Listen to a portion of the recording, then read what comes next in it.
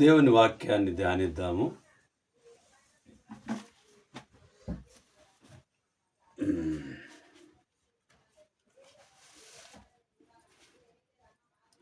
దినవృత్తాంతములు మొదటి గ్రంథము 29వ అధ్యాయము 3వ వచనాన్ని మనం చూద్దాం. దినవృత్తాంతములు మొదటి గ్రంథము 29వ అధ్యాయము 3వ వచనాన్ని మనం చూద్దాం. 3వ వచనం, మరియు నా దేవుని మందిరం మీద నాకు కలిగి ఉన్న మక్కువ చేత నేను ప్రతిష్ఠితమైన మందిరము నిమిత్తము సంపాదించి ఉంచిన వస్తువులుగాక నా సొంతమైన బంగారమును ఎండిని నా దేవుని మందిరము నిమిత్తము నేనిచ్చేదను. దేవుని కొరకు ఇవ్వడానికి సిద్ధపడినటువంటి ఆలోచనను మనము చూస్తూ ఉన్నాం. ఐశ్వర్యమును సరిగా వినియోగించుట, ఉపయోగించుట. ఎందుకొరకు సరిగా ఉపయోగించాలి అని అంటే, అది దేవునికి ఇచ్చేదిగా, ఉపయోగకరంగా దేనికి మనం ఇవ్వాలి, ఎందుకొరకు అది ఖర్చు పెట్టాలి. మన ధనం వలన ఆత్మీయ స్థితిలో మనం బలపడము. అది ఎవరికి ఇవ్వాలి, ఎందుకు ఇవ్వాలి, ఎలా ఇవ్వాలి అనేటటువంటిది మనం ఆలోచన చేస్తూ ఉన్నాం. ఈ యొక్క 3వ వచనము ఉద్దేశము ఏంటంటే, దేవుని మందిరం మీద ఉన్నటువంటి మక్కువ చేత మరి ఇస్తున్నట్టుగా మనకు గుర్తు చేయబడుతూ ఉన్నది. ఈ యొక్క 29లో మనం చూసినప్పుడు దేవుని మందిర పని కొరకు మనసు పూర్తిగా దానములు ఇచ్చుటకు దావీదు జనులకు ప్రధానులకు ప్రేరేపించను. మనసు పూర్తిగా ఆయన ఇవ్వడానికి ప్రేరేపించను. మరి దేవుని మందిరం కట్టుకోవడానికి మరి ఖర్చు పెట్టినటువంటి విషయాన్ని మనం చూస్తూ ఉన్నాం. ఏబు గ్రంథము 31వ అధ్యాయము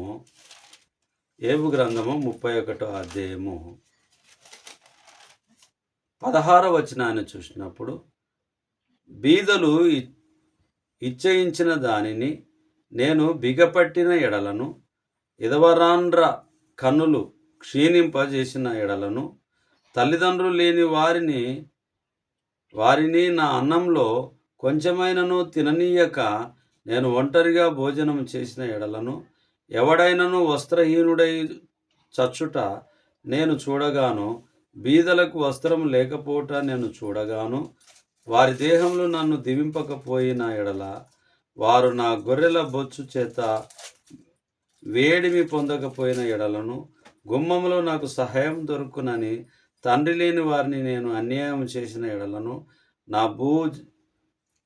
ఇక్కడ మనం ఆలోచన చేస్తే, ఒకవేళ ఎవరికైనా మనం అన్యాయం చేయగలిగితే అది దీవెన కాదు, మంచిది కాదు. కాబట్టి ఇక్కడ బీదలకు, ఇదివరానులకు సహాయం చేయాలనేటటువంటి ఉద్దేశము ఈ 31వ అధ్యాయంలో ఏబు గ్రంథంలో మనకు గుర్తు చేయబడింది. ఉద్దేశం ఏంటంటే, తన నిర్మలత్వమును ఏబు దృఢముగా న్యాయపరచను. తన యొక్క దేవుని పట్ల ఉన్న మక్కువను ఆయన ఈ విధంగా దృఢపరిచిండు. తల్లిదండ్రులు లేని పిల్లలకు, ఇదివరానులకు ఇచ్చేటటువంటి దానములుగా ఇవ్వాలనేటటువంటిది ఇక్కడ లేఖనము మనకు గుర్తు చేయబడుతూ ఉన్నది. మత్తయి సువార్త 19వ అధ్యాయము 21వ వచనాన్ని మనం చూద్దాం. మత్తయి సువార్త 19:21వ వచనాన్ని చూద్దాం.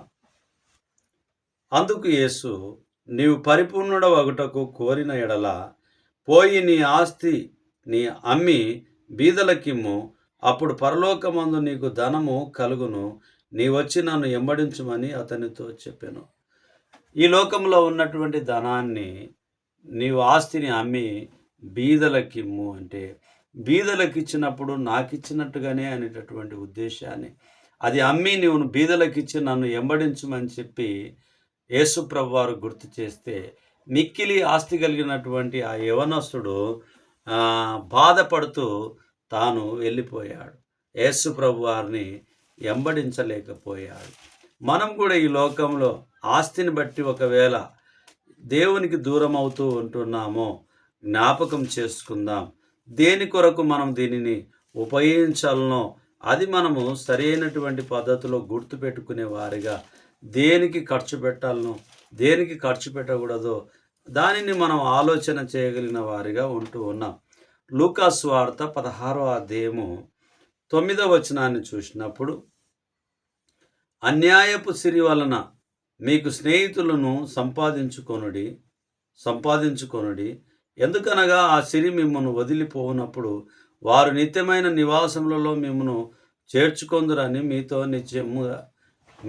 చెప్పుచున్నాను. అన్యాయపు సిరి వలన మీకు స్నేహితులను సంపాదించుకొనుడి. ఎందుకనగా ఆ సిరి మిమ్మను వదిలిపోవునప్పుడు వారు నిత్యమైన నివాసంలో మిమ్మను చేర్చుకొందురని మీతో చెప్పుచున్నాను.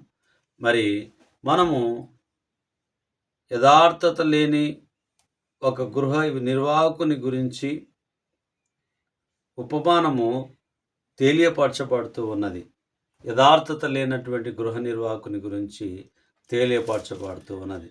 కాబట్టి మనం యథార్థంగా ఉండాలి దేవుని యందు అనేటటువంటి విషయాన్ని మనం చూస్తూ ఉన్నాం. యోహాను మొదటి పత్రిక 3వ అధ్యాయము 17వ వచనాన్ని మనం చూద్దాం. యోహాను మొదటి పత్రిక 3వ అధ్యాయము 17వ వచనాన్ని మనం చూద్దాం. 3:17 ఈ లోకపు జీవనోపాధి గలవాడై ఉండి తన సహోదరునికి లేమి కలుగుట చూచియు అతని ఎడల ఎంత మాత్రమును కనికరము చూపని వాని యందు దేవుని ప్రేమ ఎలాగూ నిలుచును. అంటే తన సహోదరుడు లేమి కలిగి ఉన్నప్పుడు, ఆస్తి కలిగినటువంటి వాడు, అభివృద్ధి కలిగినటువంటి వాడు ఒకవేళ తన సహోదరుని చూడకపోతే ఏమి ప్రయోజనం అనేటటువంటి విషయాన్ని గుర్తు చేయబడుతుంది. ఈ లేఖనాల్లో మనం చూసినప్పుడు మరి ఇదివరాళ్ళకి ఇవ్వకపోయినా, తల్లిదండ్రులు లేని పిల్లలకి ఇవ్వకపోయినా, దేవుని మందిరానికి ఇవ్వకపోయినా, మంచి కొరకు ఉపయోగకరమైన వాటి కొరకు మనం ఇవ్వకపోయినా మరి అది సరైనది కాదు అని చెప్పి దేవుని వాక్యం గుర్తు చేస్తూ ఉన్నది. ఈ లోకపు జీవనోపాధి గలవాడై ఉండి తన సహోదరునికి లేమి కలుగుట చూచి అతని ఎడల ఎంత మాత్రము కనికరము చూపని వాని యందు దేవుని ప్రేమ ఎలాగూ నిలుచును. ఒకవేళ దేవుణ్ణి ప్రేమించినటువంటి వ్యక్తి, తన సహోదరుని ప్రేమించినటువంటి వ్యక్తి దేవుణ్ణి ఎలా ప్రేమిస్తాడు? కాబట్టి ప్రియమైనటువంటి వాళ్ళారా, దేవుడు మనకిచ్చినటువంటి దాన్ని సరిగా ఉపయోగించుకునేటటువంటి వారిగా, సరిగా వినియోగించుకునేటటువంటి వారిగా మనం ఉండాలి. ఎందుకు ఇవ్వాలి, దేనికి ఇవ్వాలి, ఎలా ఇవ్వాలి, ఎప్పుడు ఇవ్వాలి, ఏది మనకు పరలోక సంబంధమైనటువంటి వాటగా మనకు ఉంటుందో, ధనం అక్కడ సమకూర్చుకునేదిగా ఉంటుందో వాటి యందు మనం శ్రద్ధ కలిగినటువంటి వారిగా మనం ఉండాలి. మన ధనము పరలోకమందు ఉంటుంది. దాని కొరకు మనం